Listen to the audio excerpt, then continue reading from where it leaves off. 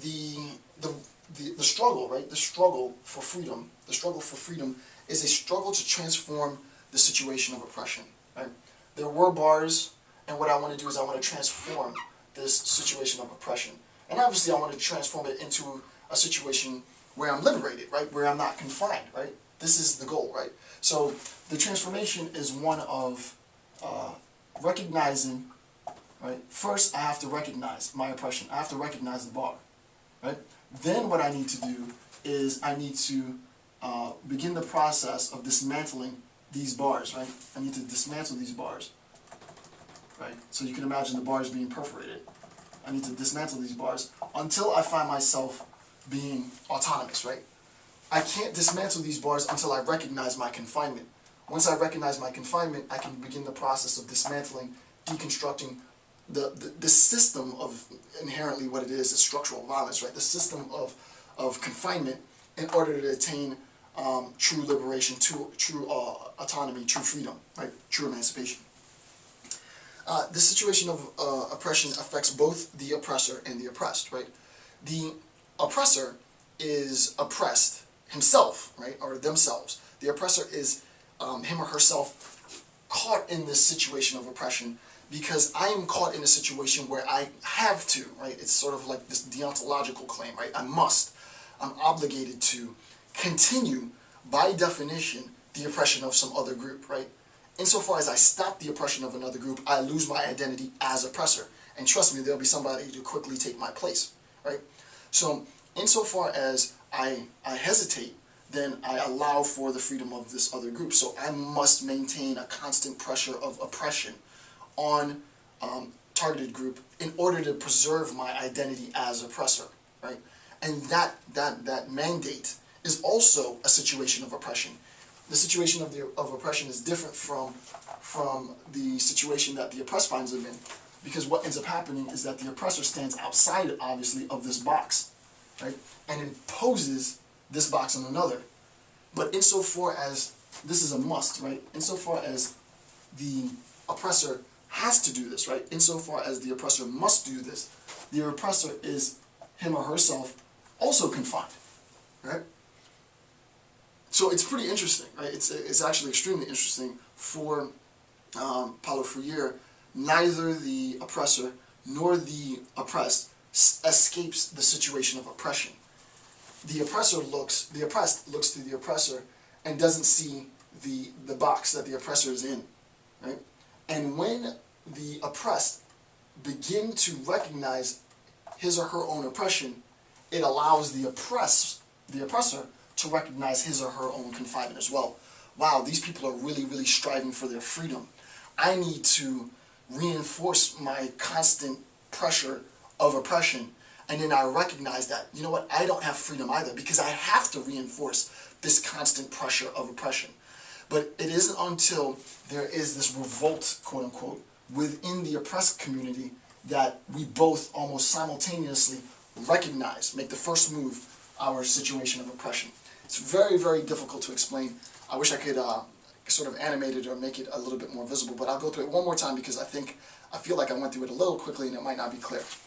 The oppressed, this is the oppressor, and this is the oppressed. Okay, the oppressed find themselves, the first step is for the oppressed to recognize that they're oppressed, right? They're oppressed. And what they have to do is struggle to attain a sense of liberation. Right? They have to struggle in order to attain a sense of liberation. It is in the recognition of their oppression that they begin this struggle to attain liberation. Right? They recognize their situation of oppression through a recognition of the confines of their lives. Right? They recognize, now I am limited insofar as there's this external force, right, imposing restrictions on me.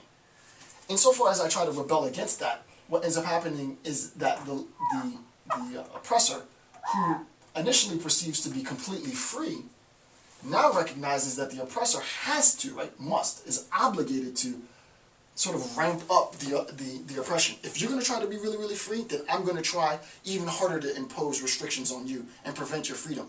But insofar as that insofar as I'm ramping up my restrictions, I have to ramp up my restrictions. Therefore, I'm really not free because I have to do this, right? There isn't a choice in the matter. Then we recognize in that act, right? In that act, in me recognizing that I have to do it, I now, as oppressor, recognize my situation of oppression. That's the best I can do. Okay. So the situation of oppression affects both the oppressed group and the oppressor, right? The oppressor, and I think I said this before, the oppressor cannot initiate the struggle, right? It is not the oppressor's responsibility to initiate the struggle. It's the oppressed group to initiate the struggle. And in initiating the struggle, the oppressor recognizes his or her obligation, this must, and subsequently recognizes his or her own situation of oppression, right? So it's like step one, recognition of oppression by oppressed group. Step two, attempt to dismantle.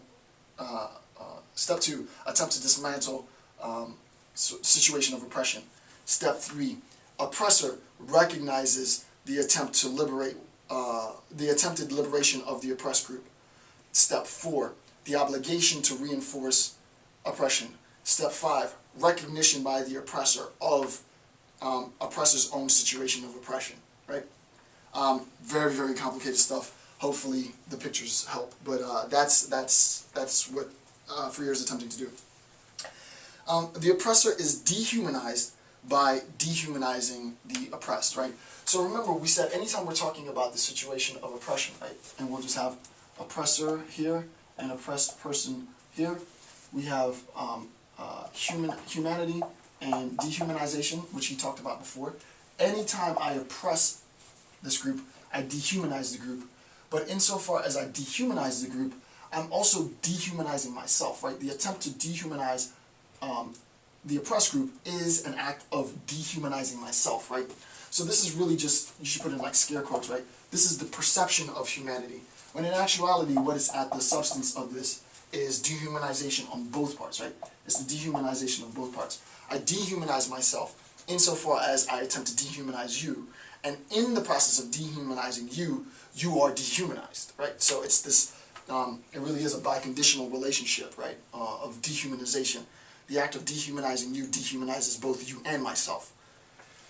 Okay, so we recognize now this situation of oppression. We understand the role that the situation of oppression has, but it's important to recognize that if we're talking about the situation of oppression, the confines around the oppressed group, then if we're going to talk about struggle, or we're going to talk about freedom, or we're going to talk about emancipation, the only place, right, and this is where it gets a little paradoxical or contradictory, but it really makes sense, it's not. The only place that freedom can arise is from within a situation of oppression. Okay. So if we have a situation of oppression, and I'm going to make it enclosed this time, right? This is the situation of oppression, and I find myself, I'm not going to draw the person, but I find myself enclosed by the situation of oppression. If my goal is to get to an act of liberation, right, the act of liberation is not an external force, right? So it is not, the act of liberation is not an external force, right, according to Freire. The act of liberation, according to Freire, is an internal force, right? It is directed outward, right? So freedom is directed, right? Freedom is directed outward. It comes from within, right? It's ejected out, right? It's expelled out. And in a little bit, if I have the time, hopefully I'll be able to get to it. He uses sort of birthing, midwifery examples to discuss this expulsion, right? This forceful expulsion of freedom, right, into the world, and we'll talk more about that in a little bit, right? So that freedom isn't imposed, and it doesn't come from the outside. Freedom is ejected from within outward, right? So this process of dehumanization constrains both, but when we're talking about freedom, freedom has to come from within. Thus, since we recognize that freedom has to come from within, the fear of freedom is something that is contained within us, right? So that's where the sort of paradox comes in. The fear of freedom is an internal fear, but the very thing that is setting us back is the very thing that can liberate us, right? So it's like I need not only to recognize my situation of oppression, but I also need to recognize my fear of freedom. Right? And like I said, in talking about this fear of freedom, this fear reinforces, right? The whole point of the fear of freedom is to reinforce the situation of oppression, right?